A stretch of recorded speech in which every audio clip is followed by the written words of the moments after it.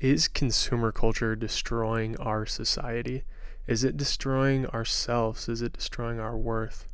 What is the cost of these costs? Today we'll be discussing chapter 1 of Walden by Henry David Thoreau. It's going to be great. So Walden is a book written by Henry David Thoreau. It's a work of nonfiction where leaves his home and he buys a lot near Walden Pond and he builds a home here. He lives here for 2 years as simple as he can, and he writes down his thoughts throughout. Chapter 1, what we're discussing today, is titled Economy. So you would first see this title and you would think many would see this title. I myself opened this book and I was thinking, oh man, this is going to be boring. Reading about the economy in the 1800s is not something that I wanted to get out of this book, and it's really not. It's something far deeper and more rich than that. The main topics that I found interesting from this chapter was how he discusses what the actual necessities of human life are, what he thinks about consumer culture, and also what it means to live and learn. So that's what we will be talking about today. The first one on what are the actual necessities of human life. Mr. Henry David Thoreau first illustrates his answer to this question by telling the story of warmth. He makes it a point that there was once a time that man existed before the warmth of fire. It's interesting to think about that there was actually a time that humans existed where we weren't warm. It wasn't something that we needed. Obviously, we need some sense of warmth just to stay alive, but needing a fire or needing blankets or needing those things, we've made that far more of a necessity than what we actually need to survive. He illustrates this by telling the story of these Native Americans in the colonies who joined colonists around a fire, and they felt like their skin was melting off. And this honestly blew my mind. Far more times than not, we need to get warm because of comfort and not out of actual necessity. There's not been a time in my life where I have needed to get warm out of necessity for life. Each time I've needed to get warm, it's out of comfort. It makes me rethink how much money I should spend on my heating bill. But overall, these thoughts about what is actually needed made me a lot more grateful for the things that I have. I have so much more than what I actually need to survive. After this, he goes on to talk about just the amount we consume as humans, and he's writing this in the 1840s. If he saw today how much we consume in our day-to-day in one man's life, he would honestly go berserk. I don't know how he could handle it, but he illustrates this by talking about the difference between a man's leg and his pants. He says, often if an accident happens to a gentleman's leg, they can be mended, but if a similar accident happens to the legs of his pantaloons, there's no help for it, for he considers not what is truly respectable, but what is respected. And this just broadened my perspective a lot.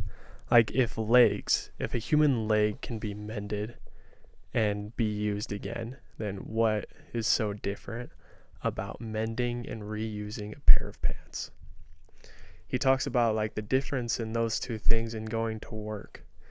Going to work with a broken leg is perfectly fine when going to work with ripped pants or mended pants or patched pants is irrespectable.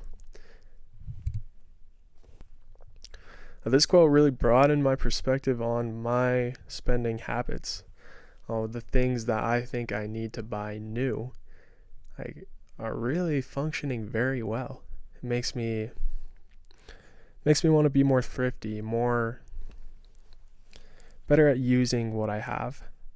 It makes me wonder why we worry so much about just getting the next new thing. Well, we see influencers everywhere, at least where I live, talking about the newest water bottle or the newest type of pants or even like the newest blankets, all these different things that we want. And we always want the new one. We always want the next and the best, when so often what we have is perfectly fine. In fact, it's great. My favorite example that he gives in this book is that a man should not buy new clothes until he feels like he is a new man. Like to the point where he's uncomfortable in the clothing that he used to wear because he himself is so changed. I think that's a beautiful thought, to not buy new clothes until you are a new person. Having that more symbolic sense of buying a new thing adds a lot more worth to it. It's not just something you bought to make you feel happy, it was an accomplishment. You buy a new suit because you're a new man. He ends this section talking about what men want. He says, all men want is not something to do with, but something to do, or rather, something to be. Perhaps we should never procure a new suit, however ragged or dirty the old, until we have so conducted, so enterprised or sailed in some way that we feel like new men in the old, and that to retain it would be like keeping new wine in old bottles.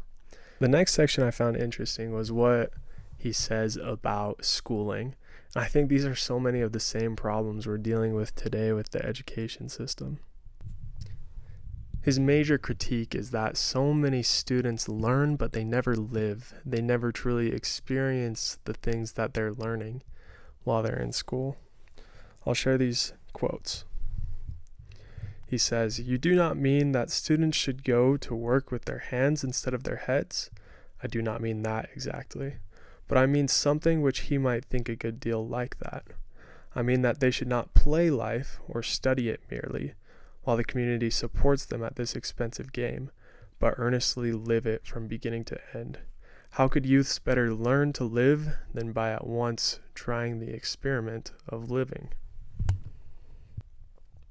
He goes on to say, "Where anything is professed and practiced but the art of life, to survey the world through a telescope or a microscope, and never with his natural eye, to study chemistry and not learn how his bread is made, or mechanics and not learn how it is earned, to discover new satellites to Neptune and not detect the motes in his eyes, or to what vagabond he is a satellite himself, or to be devoured by the monsters that swarm all around him, while contemplating the monsters in a drop of vinegar."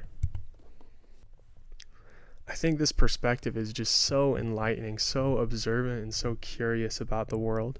So many times we profess to be learners, but we never truly learn. We never truly find the deeper meaning and message through life and the things that we're learning. So many times we're never even changed by what we learn. We never let the math, science, or English really sink in past like the quick memorization we need for a test. How can we learn without living, when the beauty of learning will always be in the application? A student unchanged by their learning is no student at all. And I really wish that this was professed better by professors. Is professed the right word? I really wish this was better expressed by professors and teachers.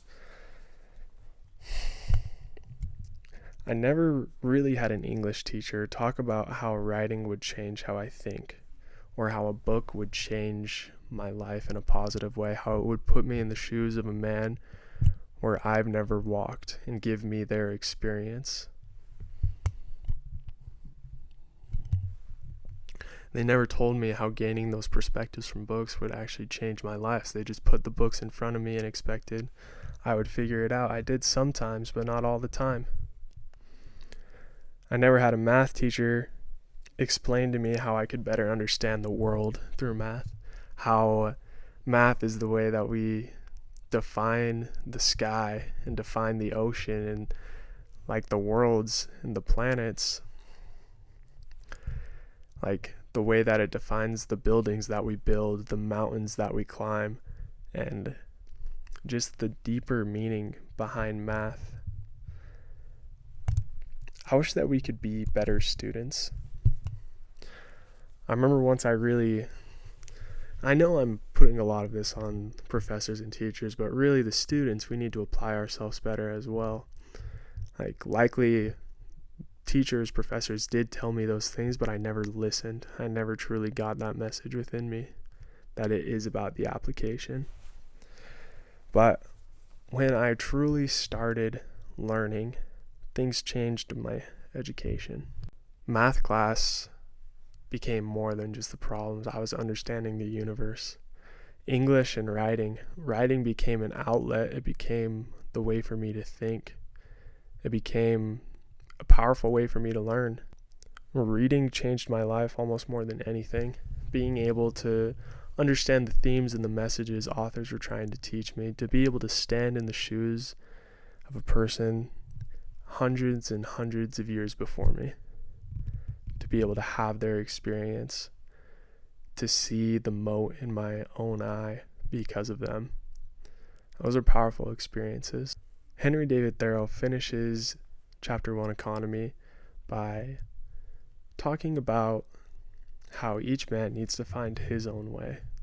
He talks about like how he has his way, which is going to Walden Pond and building a house and living a life of simplicity. But he says, but I would have each one be very careful to find out and pursue his own way, and not his father's or his mother's or his neighbor's instead. The youth may build or plant or sail, only let him not be hindered from doing that which he tells me he would like to do. And this is just super reassuring to me.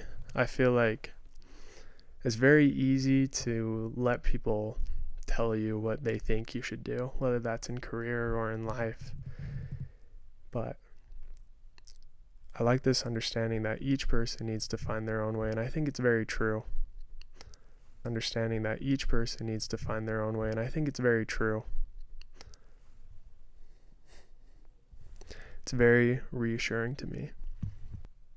Overall, I think my biggest takeaways from this is that we need to be more curious, that we need to be less consumptuous. I don't know if consumptuous is a word, but to be more grateful for the things that we have.